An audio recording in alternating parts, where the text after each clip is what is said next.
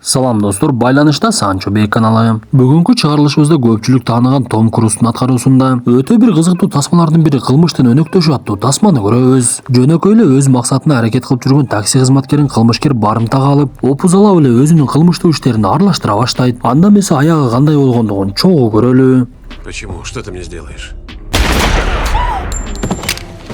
Элибиз илгертеден салтты бекем кармап, адамды жакшы жакка түрткөн адаттарды карманып келишкен. Бизде дагы тасманын башында кыска нуска жарнама чыгарыш салт кайланып калчудай эле болуп калды. Анткени бул кызматыбыз контенттин бат-баттан чыгып турушуна жакшы бир өбөлгө түзүп жатат. Андыктан чыгарып жаткан жарнамабыздан пайда алып, Москвада жүргөн туугандарыбыз документтериңиздерди таза жана толук жасатып, андан соң тасманы жайбаракат кеңири көрүүңүздөрдү суранабыз. Анткени бул өмүрдө бекем ден соолуктан кийин эле жүрөктүн тынчтыгы экен. Андыктан документтериңиздерди жасатууга мезгил келип калган болсо байланыш сандарын жазууга шашылыңыз. +7 903 107 30 41.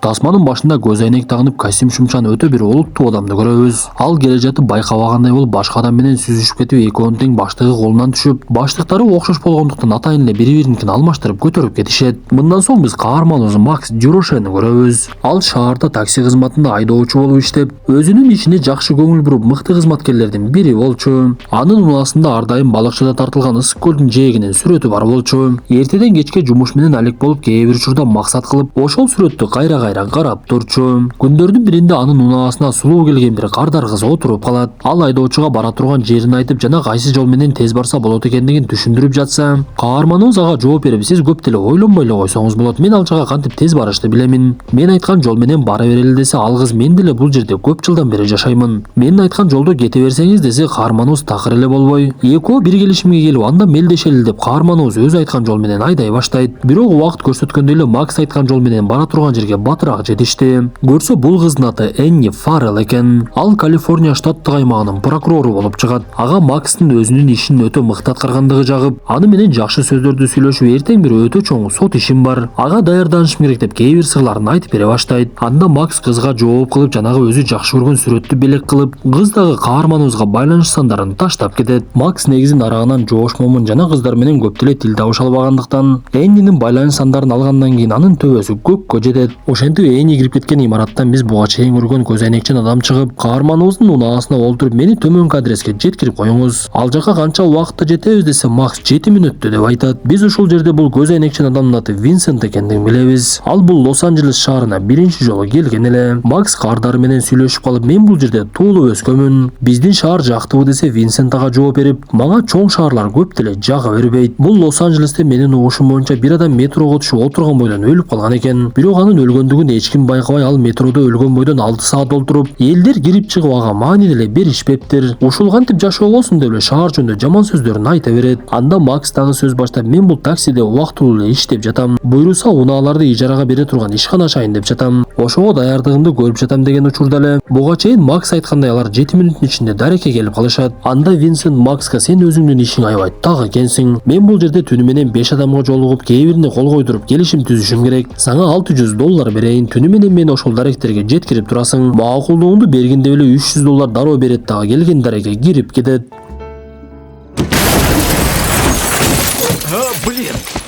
Арадан бир канча убакыт өткөндөн кийин эле каарманыбыздын унаасынын үстүнө бир адам кулап түшүп, Макс эч нерсени түшүнбөй калса эле Винсент ичкериден чуркап чыкты. Көрсө аны Винсент атып салганда терезеден ыргып кеткен экен. Анда Винсент Максты дагы тапанчасы менен коркутуп, жанагы адамдын өлүгүн унаанын артына салышып, кана эми айда десе, Макс андан суранып, мен кете берейинчи, унааны сага белек кылам, мен эч кимге эч нерсе айтпаймын десе, Винсенттин жини келип, көп эле быдылдай бербей, отурчу унаага деп эле кийинки дарекке айдатып жөнөйт. Биз мындан соң шаардагы тергөөчү Феннингти көрөбүз. Ал жанагы окуя болгон жерге келип эле бирөөнүн үйүн тыкылдатып Рамон деп чакыра баштайт. Көрсө Рамон буга чейин Винсент өлтүрүп койгон адам экен эле. Анда Феннинг терезенин сынганын көрүп, дароо ФБРге коңгуроо кылып, адамдарыңарды жөнөткүлө, бул жакта бир бале болгон окшойт деп кабар берет. У тебя уже не самое чистое такси. Смирись, о работе думай. Давай.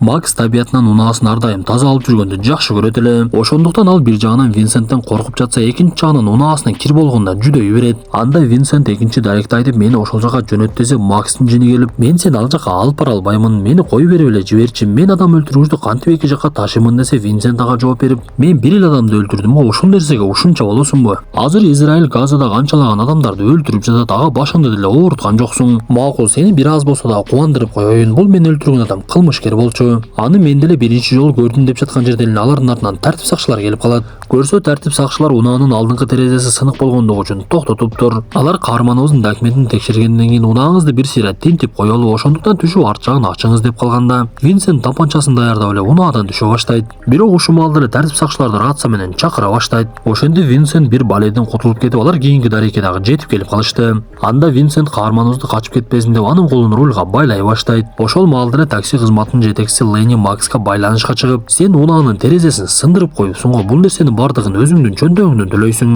Көп башымды оорутпай унааны тезирээк кеңсеге алып келгин десе, муну уккан Винсент Леннини алдап эле коркута баштайт. Мен сиздин айдоочуңуздун кардары болом. Өзүм прокурордун жардамчысымын. Сиздин кылып жаткан ишиңиз туура эмес. Бул сынган терезени камсыздоо бөлүмү төлөш керек. Мен сиздин ишмердүүлүгүңүздү текшерип чыксам окшойт десе, Леннинин жүрөгү түшүп, макул, мен жөн эле тамашалап койдум деп кутулат. Ошентип Винсент издеген адамына кирип кеткенден кийин ал жерде калган Макс кыйкырынып, унаанын үн белгилерин басып алыста бара жаткан адамдарды чакыра берет.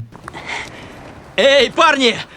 Сюда! Я здесь, такси! Балей жалгыздан келбейт дегендей эле Макс анын жанына келген балдар жардам берет экен деп ойлоп калса, алар Макстын байланып тургандыгын көрүп, кана бизге капчыгыңды берчи деп эле тапанчасы менен коркута баштайт. Ошентип жанагы селсаяк каарманыбыздын капчыгын алат да унаанын артындагы Винсенттин баштыгын дагы алып алат. Бул убакта Винсент дагы ишин бүтүрүп чыгып калган эле. Ал өзүнүн баштыгын жанагы адамдар алып кетип жаткандыгын көрүп, аларды дароо эле жок кылып салды. Мындан соң май коюучу жерде Винсент Макска кайрылып, сен мынтип адамдарды жардамга чакыра бербегин. Өзүң көргөндөй эле сен айыңдан адамдардын өлүмү көбөйүп жатат десе, Макс макулдугун берип, Винсент аны ээрчитип алып эс алуучу жерлердин бирине алып кетет. Бул убакта Рамондун өлүмүн тергөөчү Феннинг изилдеп жаткан. Күбөлөр ал жерге такси унаасы келип, жана эки адамды көргөндүгүн айтышат. Анда Феннинг жанындагылар менен сүйлөшүп, буга чейин Окландда дагы ушундай бир окуя болду эле. Таксинин айдоочусу түнү менен 3 адамды өлтүрүп, андан соң өзүн дагы атып алыптыр. Бул окуянын чын төгүнү дагы деле чыга элек. Бирок окуянын тергөөчүсүнүн айтымында ал таксинин дагы жүргүнчүсү болгон. Эми кандай болбосун Рамондун эмне болгонун билишибиз керек деп жаткан кезде биз кайрадан каармандарыбызга өтөбүз. Алар эс алуучу жайда жаз обондорду аткарып жаткандарды угуп, Винсент бир кезде ал жердин жумушчусуна обондорду ойноп жаткандардын бирөөсүн бизге чакырып бериңизчи деп суранат. Бул адамдын аты Дэниел, ал бул эс алуучу жайдын башчысы. Дэниел жаз обондорун аябай жакшы көргөндүктөн өзү дагы жазмен болуп, жаз обондорунун эң эле күчтүү аткаруучусу Майлз Дэвиске жолуккандыгын каармандарыбызга айтып бере баштайт. Бирок аны Винсент бир сөзү менен эле ойго салып койду. Сыягы Винсенттин кийинки өлтүрө турган адамы ушул окшойт. Винсент ал жерде дагы маселени чечип коюп сыртка чыгышса, Макска апасы кайра коңгуроо кылыптыр. Көрсө Макстын апасы ооруканада жатат экен. Ага Макс күн сайын барып тургандыктан бүгүн кечигип жаткандыктан кайра ишканасына коңгуроо жасаптыр. Анда Винсент апа деген бул ыйык нерсе, сөзсүз барышыбыз керек. Барбасак сени жоктоп издөө сала турган болсо маселе жаралып калат. Андан көрө гүл алалы дагы баралы деп эле ооруканага жөнөп кетишет. Бирок Макс бул нерсени такыр каалабады. Анткени адам өлтүргүч менен апасынын жанына барыш ал үчүн оор болуп турган. Ооруканада Макстын апасы менен таанышкан Винсент ал менен дароо эле тил табышып, мен Макстын досумун, сиз коңгуроо кылып жаткан маалда биз экөөбүз чогуу элек, негизи балаңыз жакшы бала деп эле сөздөн келтирип жаткан кезде, Макс жини келип Винсенттин баштыгын алат да ал жактан качып жөнөйт.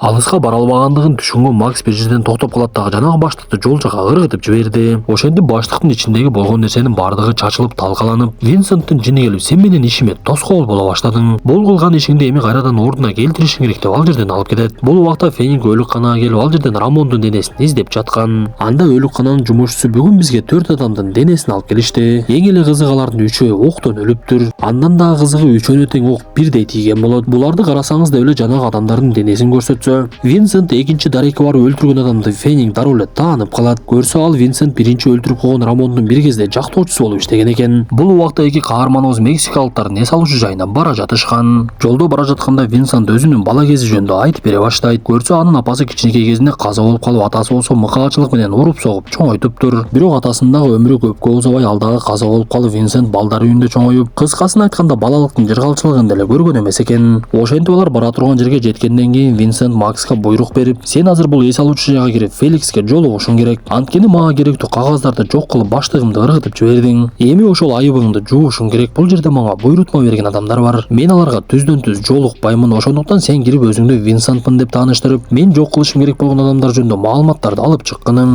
10 мүнөттүн ичинде чыкпасаң, мен 11-мүнөттө ооруканага барамда апаңды өлтүрүп саламын. Эми мени менен көп эле ойношо бербе деп Максты ал жака жөнөтүп жиберет. Биз бул убакта бара жаткан Максты ал жерден бирөөлөр видео тасмадан көрүп жаткандыгын көрөбүз. Көрсө бул Феликс деген шаардагы кылмыштуу топтун адамы болгондуктан алар жайгашкан жерди сырттан тыңчылар аңдып турат экен. Бир кезде Фейнинг кесиптеши Ричард менен ошол видео тасмадан көрүп жаткан адамдардын жанына келип, бүгүн түнү өзгөчө бир кыймылдар болду деп жатып эле каармандарыбыздын такси унаасын көрүп калат. Ал терезедеги сыныкту көрүп эле бир нерсени сезе баштады окшойт. Бул убакта Макс жанагы эс алуучу жайга кирип, ал жерден Феликске жолугуп, мага буйрутма берген адамдарыңар жөнүндө маалыматты жоготуп алдым. Ошондуктан мага башынан бергилесе, Феликс ага жооп берип, сен өзүңдү Винсентмин деп тааныштырып жатасың, бирок Винсент өзүнүн буйрутма берген адамдары менен такыр жолукчу эмес. Мен бир нерсени түшүнбөй жатам деп эле каарманыбызды күмөндөй карап, бир аз олуттуураак болбойсуңбу, сени өзүнүн ишине так деп уктум эле. Бизге анча деле пайдаң жок окшойт деп аны өлтүрүүгө кирише башташат.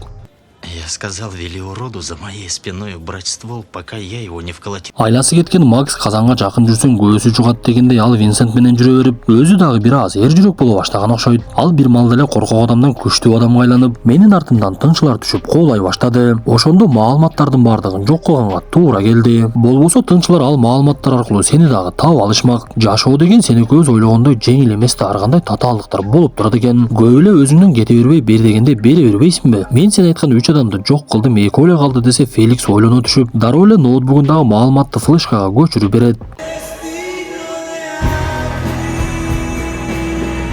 Бул убакта унаасына чыгып бара жаткан каарманыбыз тууралуу маалымат тактаган ФБРдин тыңчылары анын кийинки бара турган жагын тактап эле ошол жака жөнөп кетишет. Көрсө буга чейин өлгөн адамдардын ортосунда байланыш бар экен эле. Алар эртең боло турган сот ишиндеги өтө бир чоң кылмышкердин үстүнөн күбө катары чыгышмак. Ошондуктан ал кылмышкер Винсентка буйрук берип 5-10 тең таң аткычаңды жок кылганга аракет кыла баштаптыр. Макс ал жерден кеткен соң Феликс дагы өзүнүн адамдарына буйругун берип, бул жерде бир нерсе таза эмес окшойт, анын артынан аңдыгылашы деп эле жөнөтүп жиберет. Винсенттин кийинки өлтүрө турган адамынын аты Питер Лим болчу. Анда каармандарыбыз дагы ФБРдин тыңчылары дагы Феликстин адамдары дагы ошол Питер Лим жайгашкан жакка жөнөп кетишет. Бир кезде эле баардыгы Питер Лим жайгашкан эс алуучу жайга жетип келишип, Винсент Питерди издесе, ФБРдин тыңчылары Винсентти издей башташат. Бул убакта ал жерге Фейнинг дагы келип калган болчу. ФБРдин тыңчылары Максты Винсент деп ойлошуп, ага кыйгырышып, бир маалда эле атыш башталып, баардыгы ызы чууга түшүп калышат.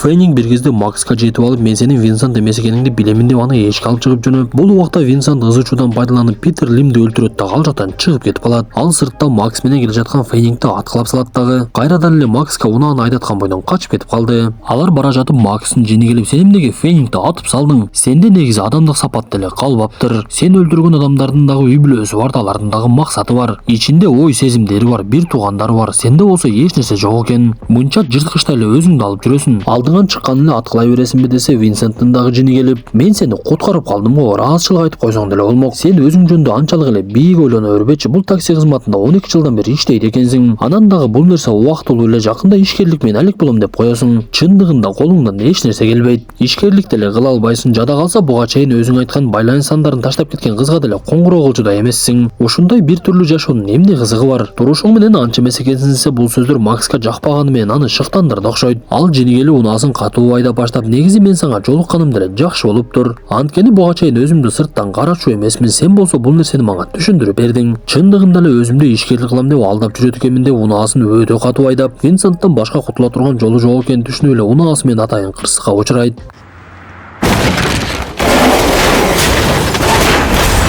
Мындан соң Винсент өзүнүн тапанчасын таппай калып, ал жака тартип сактоочу келе жатканын көрүп качып кетип, Макс болсо Винсенттин кийинки өлтүрө турган адамы ким экендигин билип калат. Көрсө ал буга чейин Макс менен таанышкан прокурор кыз Энни экен. Каарманыбыз эмне кылышын билбей жанына келген тартип сактоочу менен күрөшө баштап, аны кишендеп салып, мени кечирип коюңуз, ушул жолго барышым керек деп эле тапанчаны алып алып Эннинин дарегине чуркап жөнөйт. Ал бара жатып Эннинин берген байланыш сандарына коңгуроо кылса, ал такыр эле көтөрбөй, анын кеңсесине жакын чуркап барганда гана Энни байланышты алат.